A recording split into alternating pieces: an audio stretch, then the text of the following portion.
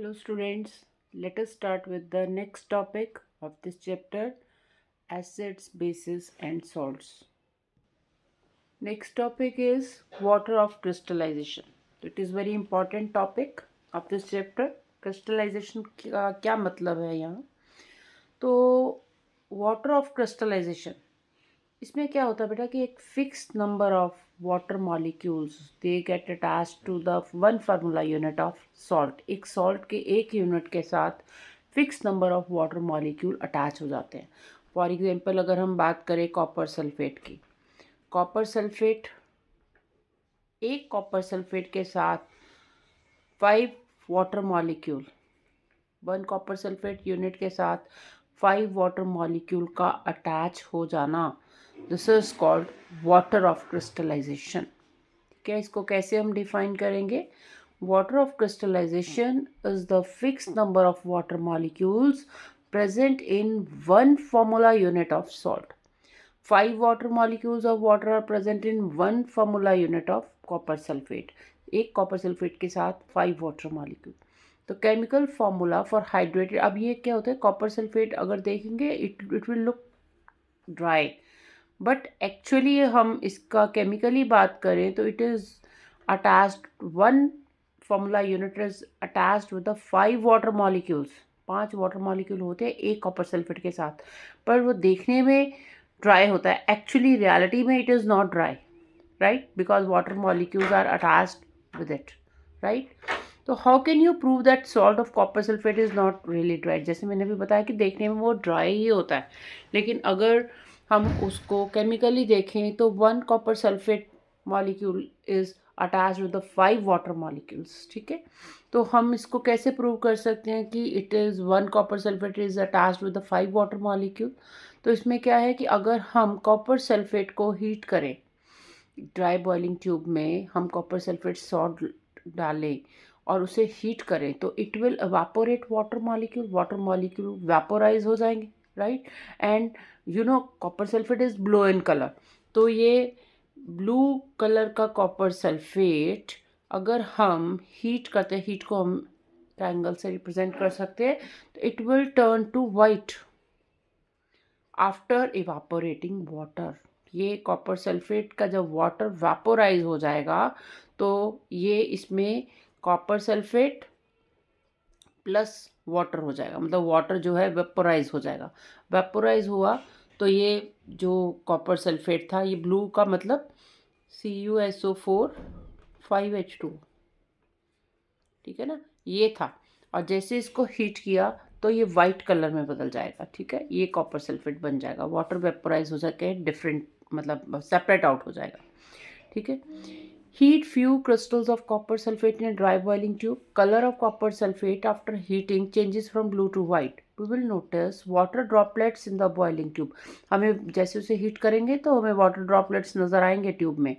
Add 2-3 drops of water on the sample. अब ये जो वाइट हो गया, अब इसमें इसके ऊपर डालो वाटर मॉलिक्यूल्स कुछ, it will turn to blue, right. मतलब ये कि हमें ये बात श्योर हो जाएगी कि वाइट कॉपर सल्फेट पे अगर हम वाटर के कुछ ड्रॉप्स डालते हैं तो it will turn to blue. That means blue colour जो था it was when water molecules get attached to it, right. It means जो ब्लू वाटर कॉपर सल्फेट है, it is due to the attachment of water molecules with the copper sulphate, right. The blue color of copper sulfate will be restored. Therefore, copper sulfate crystal, which seems to be dry, contain water of crystallization. इसी तरह से जो ये पता चलता है पूरी story से कि कॉपर सल्फेट के एक मॉलिक्यूल के साथ 5 वाटर मॉलिक्यूल अटैच्ड होते हैं। It looks like dry, but actually in reality या chemically it is not dry. One molecule is attached with the 5 water molecule, and this process, this is an example of water of crystallization. Water of crystallization क्या होता है? एक molecule के साथ कुछ water molecule का fix up होना, that is water of crystallization.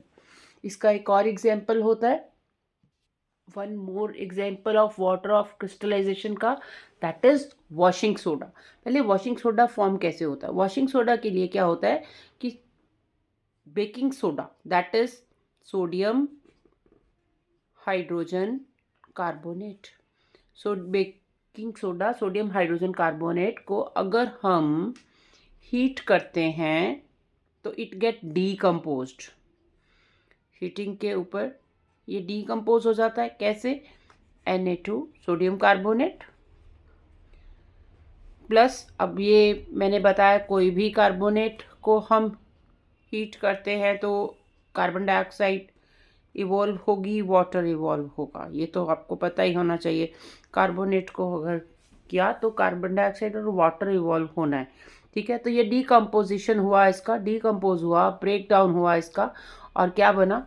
Sodium carbonate, carbon dioxide and water. ठीक है, अब हमने क्या करना है? सोडियम कार्बोनेट को इसको क्रिस्टलाइज करना है विद वाटर।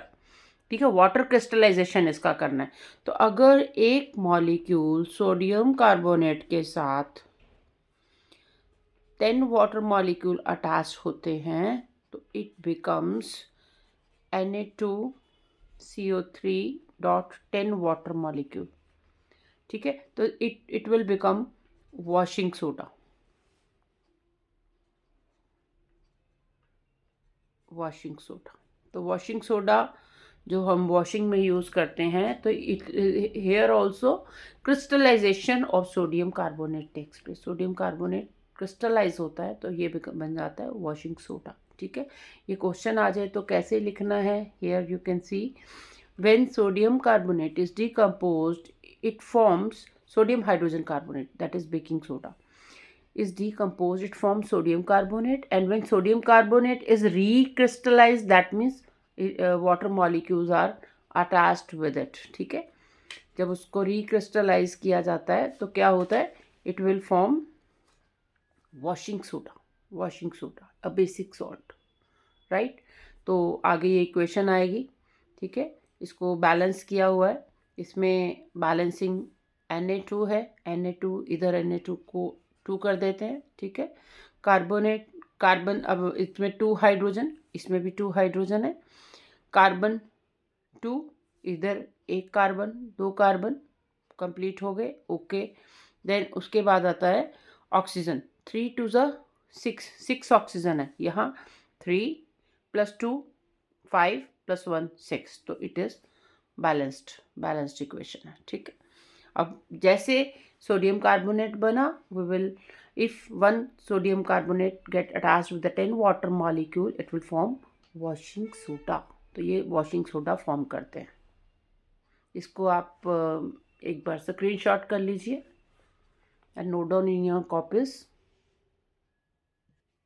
नेक्स्ट इसके ऊपर ये भी क्वेश्चन आ सकता है, what are the uses of washing soda? It is used in glass, soap and paper industry. It is used for making borax Na2B4O7. It is used for removing permanent hardness. It is used as a cleansing agent for domestic purposes. ये बहुत general से uses हैं washing soda के। Take a screenshot of it, note down in your copies.